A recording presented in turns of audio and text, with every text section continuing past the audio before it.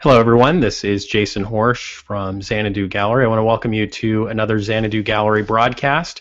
Today we're going to be talking about creating a compelling artist's biography. I want to go over some of the basic do's and don'ts of creating a good artist's biography. As many of you know, if you've watched these broadcasts in the past, I've talked about the importance of creating a relationship with your potential collectors or with galleries that you're going to be working with. And I found that a good artist biography can be a very powerful tool in doing this. It's a great way for you to help tell your story. And it's great, creating an artist biography is a great exercise in figuring out what's important, what story you want to tell. And so today I want to spend just a few minutes talking about how you can tell that story and what's most interesting to collectors. I thought I'd begin by talking about an experience I had several years ago when a collector came into the gallery. She was kind of just looking around and found one of our artists, Robert Burt, and was interested in his work and liked several pieces. And I talked to her for a few minutes about the work and explained some of the background. And it was very clear that she liked several pieces in particular, and I kind of went into sales mode and made some efforts to move her towards a purchase. But as we were talking, she started throwing up some concerns. Her first concern was, well, I need to think about it. And I'm sure many of you have heard that same concern in the past. And I have a couple of techniques that I use to help work through that process. So I understand this is an important decision that you're making. Tell me what your considerations are, what you need to think about. And we talked about that for a few minutes. She explained that she'd want to make sure she felt that she was picking the right pieces, that they'd fit in her space, and all those kind of things. And we kind of worked through that, and then she threw up another concern that is much more difficult. She said, I need to show my husband.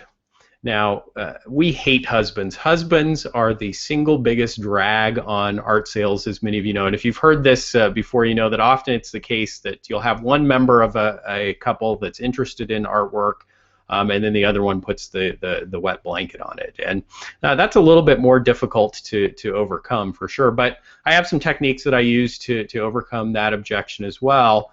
I've talked about the possibility of getting the artwork to her home so that her husband could see them. She lived out of state, so I'd have to ship them to be able to do that. But we kind of just, as we went along, it became increasingly clear that she was not at a point where she's going to be ready to make an immediate decision. And so I just basically kind of came to the end of that process, and as she was getting ready to leave, I offered her some information on the artist, on Robert Burt. And she took photos of a couple of the pieces that she was interested in, and then I handed her a copy of the artist's biography. And instead of just taking that biography and walking out of the gallery, she started reading through it. And this biography is several pages long. It took her a few minutes to read. But when she was finished, she looked up and pointed at the art on the wall and said, I will take that one, and this one over here. Ended up buying 3 pieces. It was a $14,000 plus sale that I can directly attribute to Robert Burt's biography. She felt a real connection, and in getting to know his story, all the other objections that had come up were suddenly a moot point, and she decided that she wanted to make that purchase. And so I've seen many occasions where having that interaction and understanding the artist's background and story really helps a potential buyer feel connected and move on to purchasing. And in this instance, it turned out that this buyer was a photographer for National Geographic magazine. And Robert Burt's artwork, there's actually one on the wall behind me there, his artwork is all about his travels, time that he spent in the southwestern United States, Mexico, South America. And so once she knew that story and where these pieces were coming from, she felt that powerful connection. And that's what we want to do with your biography. And so with that in mind, I want to touch on just a few key points in writing a good biography and crafting one. And I'm going to bring up a couple of quick slides here. first, when we're looking at writing a biography, you can basically create a biography that is any length. I recommend trying to aim for at least a couple of pages of narrative story about yourself, and that's what this biography is. It's basically the story of how you came to create the work that you're creating today, how you became an artist, what that process is. It can talk about your inspiration and all of those kinds of things.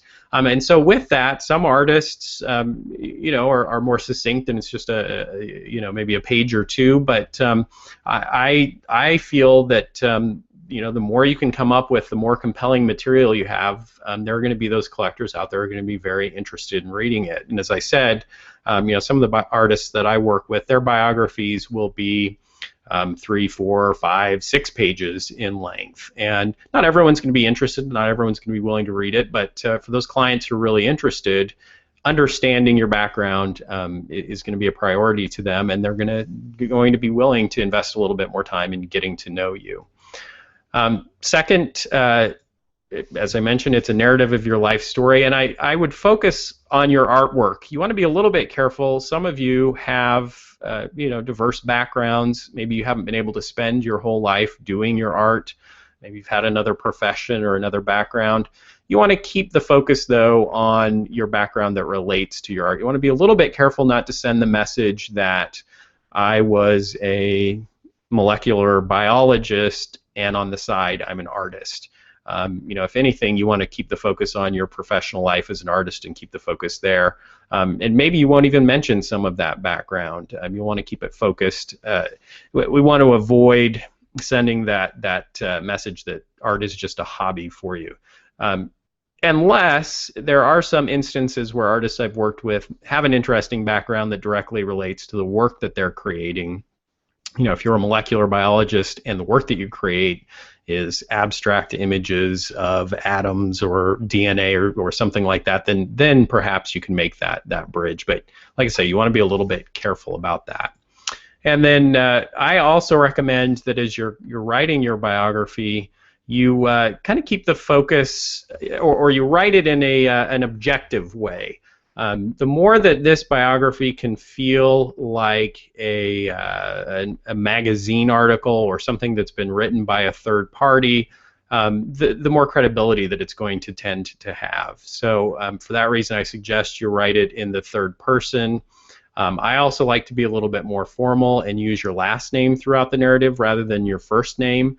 It's a little bit of a personal opinion on my part. You can go either way, but my preference when I'm reading biographies is to see a little bit more formality in it.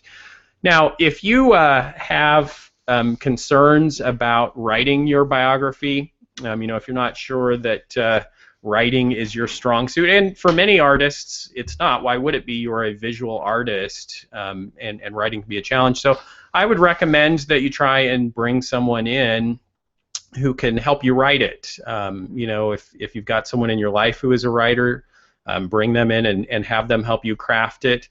Or Xanadu Gallery offers writing services.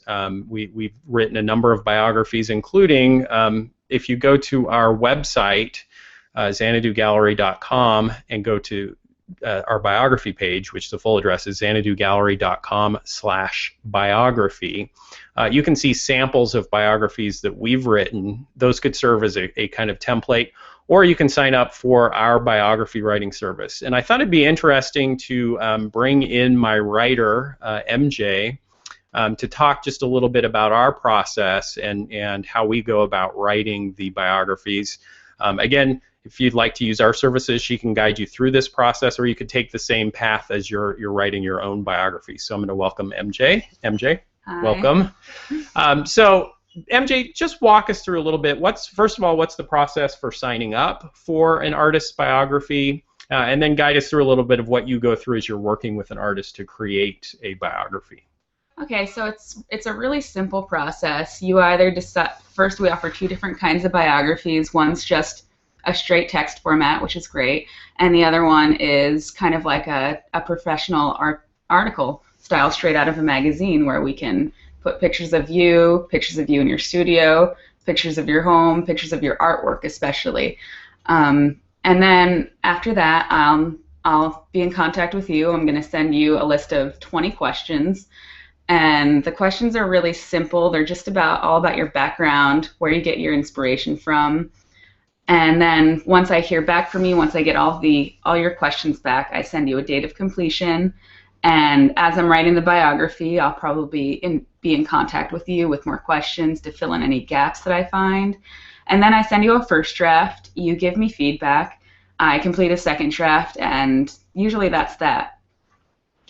And what is, and I put up on the screen some of the questions that MJ would ask you. I know that a lot of artists get nervous about this process. They think, well, first of all, there's nothing really interesting to talk about in my life or in my background. There's nothing to say. I wouldn't have good answers to these questions. So how do you help an artist who's in that situation with their biography? Yeah, most artists really are very unaware of how special certain little details or events of their life are. And I find them and I highlight them. I expand on them. And it's, like you said, it's about being able to relate to that artist. And, it all ties in. The personal history is really important. It's underrated, really. So. Yeah, and recently, some of you have been following along our mentorship program, and we crafted a biography for Carol Lee Clark, and kind of went through this process of interviewing Carol Lee and asking her all these questions, and then working on the biography. And it was kind of fun. We sent her the first draft of the biography, and she read through it, and she thought it was good. She thought that it was a competent, solid biography. And then she showed it to her husband, and he, as he was reading through it, looked up at her and said, "Wow, you are just an amazing, fascinating person," or something to that effect. And so, I think that often as an artist gets caught up in the details of their own life and going from the day to day, they don't realize what's important and what you'd want to emphasize. And you'll also find that in our biographies, as you read the samples, that we look to create some kind of narrative angle so that there's a thrust through the story. And that's very important as well. It's a little bit hard to explain what that would be, because with each artist, that angle is going to be a little bit different. With Carol Lee, we talked a lot about color and how her life has been very colorful and exciting and an adventure, and that kind of guided the narrative of her biography. But each artist is going to have a little bit different background, of course, and it's going to require a little bit of a different approach to it. But certainly, as I mentioned at the beginning, your biography is important. It's something that you want to invest some time and effort into getting just right. And so I would encourage you, even if you already have a biography, maybe it's time to go back and review the biography. Maybe look at it in light of some of the biographies that we have on our website and ask yourself, could I enhance this biography to make it more interesting and more compelling? I'll also mention that this biography is something that's going to be a great tool for you to use on your website. It is a great tool to send out with any press releases you do about events that you're going to be participating in or shows that you're featured in. And a lot of times arts writers will excerpt parts of that biography. Also, it's going to go into your portfolio, and it's going to be an important part of the package that you present to galleries who might be considering your work. So, well worth the effort to make sure that biography is strong and obviously professionally written that you've got grammar and spelling and all those kind of little details right as well. And we go through a pretty extensive process of revising and reviewing the biographies that we write for exactly that. So. But those are the basics of writing a good biography. And if you have questions about the biography writing process, or you just want some input that way, you can write us on Xanadu Gallery's blog, red.blog.com. Or email us directly. I'm not going to mention the address here. We'll get flooded with spam, but our email address, and I'm Jason at the gallery web address, and MJ's address is MJ at the gallery address. So I want to thank you all for joining us for another brief broadcast, and hope that your biographies become more powerful tools for you in your marketing efforts. Thanks so much.